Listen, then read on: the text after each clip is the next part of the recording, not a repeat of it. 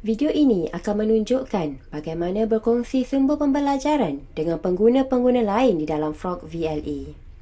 Langkah pertama adalah memilih laman yang ingin dikongsikan. Klik pada Quick Launch dan kemudian klik pada Sites. Seterusnya, klik 2 kali pada laman yang anda ingin kongsikan. Sekarang, klik pada butang Share pada Frog Bar untuk memaparkan tertingkap Share or Assign.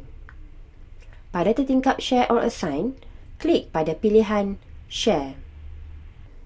Sekiranya tiada perubahan pada tag yang diberi, klik pada butang Next untuk meneruskan langkah berikutnya.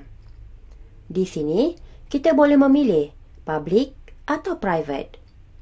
Public, ia akan menjadikan laman anda tatapan umum.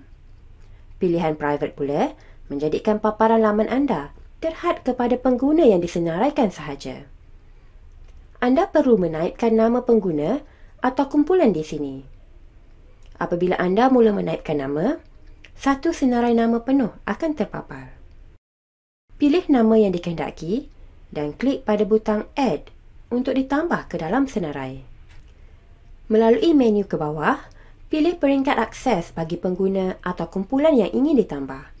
Anda boleh memilih sama ada Can Edit and Manage. Pengguna boleh mengedit laman site, menambah widget, menambah atau memadam kandungan, menamakan semula laman, menukar tetapan kongsian laman dan lain-lain lagi. Can Contribute. Pengguna boleh menambah kandungan ke bahagian interaktif seperti pada widget forum, wall dan file drop. Can View. Pengguna hanya boleh melihat laman tersebut. Klik pada butang biru Share untuk mula berkongsi laman. Laman anda telah dikongsikan kepada pengguna yang telah disenaraikan.